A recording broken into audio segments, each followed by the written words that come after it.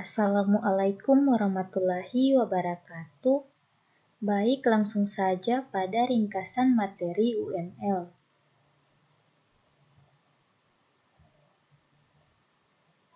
Unified Modeling Language atau yang sering disingkat UML. UML mulai diperkenalkan oleh Object Management Group atau sering disingkat dengan UMG adalah sebuah organisasi yang telah menggambarkan model teknologi dan standar OOP, Object Oriented Programming, sejak tahun 1980-an. UML merupakan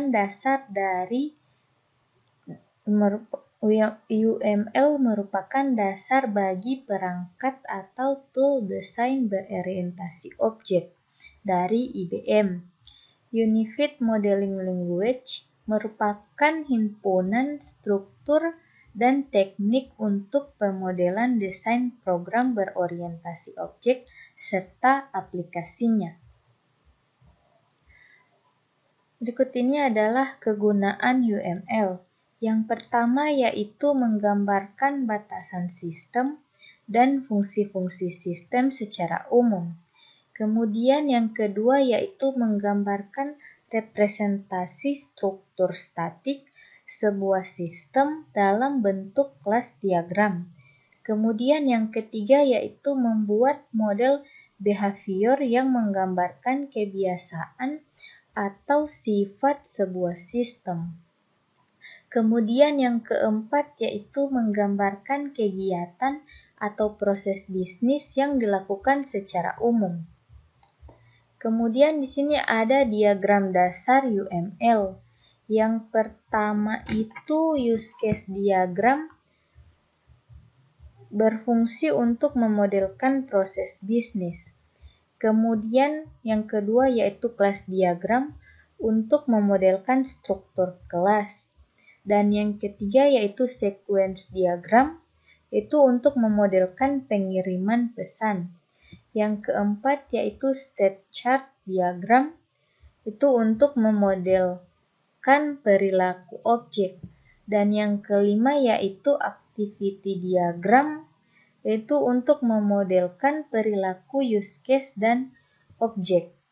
Kemudian yang keenam yaitu conceptual diagram itu untuk memodelkan konsep-konsep dalam aplikasi. Kemudian yang ketujuh yaitu kolaborasi diagram, yaitu untuk memodelkan interaksi antara objek.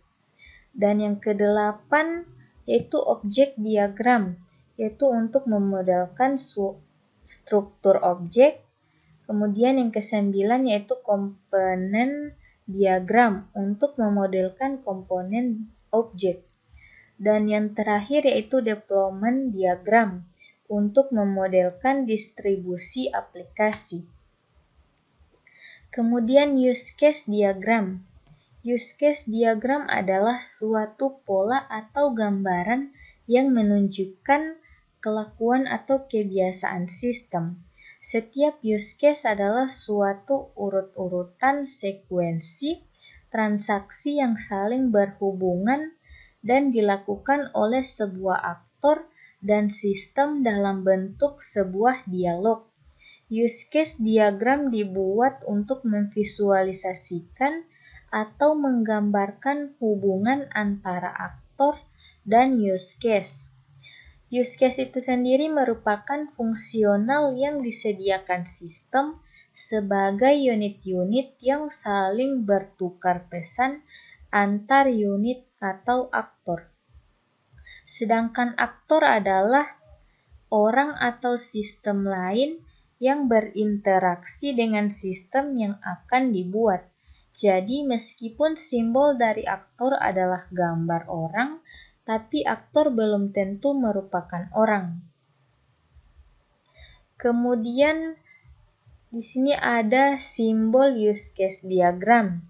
Yang pertama yaitu sistem.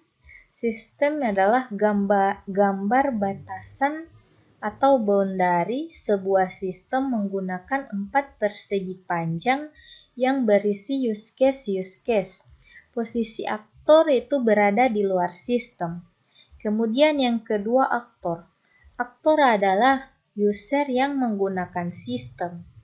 Dan yang ketiga yaitu use case. Use case menggambarkan fungsi-fungsi dari sistem. Dan yang keempat yaitu relasi atau hubungan antara aktor dan use case dengan sebuah garis sederhana. Kemudian langkah-langkah untuk menggambarkan use diagram. Yang pertama yaitu pendefinisian aktor, kemudian yang kedua pendefinisian use case, kemudian yang ketiga pembuatan use case skenario, dan yang keempat yaitu menggambarkan use case diagram. Kemudian di sini ada sequence diagram.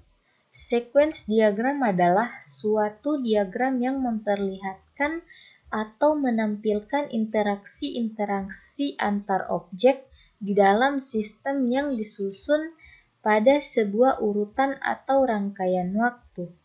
Interaksi antar objek tersebut termasuk pengguna, display, dan sebagainya berupa pesan atau message. Kemudian yang terakhir yaitu ada kegunaan sequence diagram. Yang pertama yaitu menganalisa, mendesain, dan memfokuskan pada identifikasi sebuah metode yang digunakan sistem. Dan yang kedua yaitu sebagai alat untuk mengomunikasikan requirement kepada bagian teknis, sebab diagram ini lebih mudah untuk dibaca dan diimplementasikan.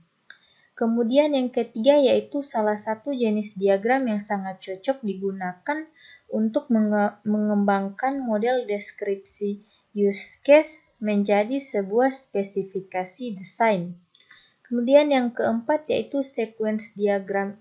Diagram ini digunakan untuk mengembangkan dan memodelkan use case.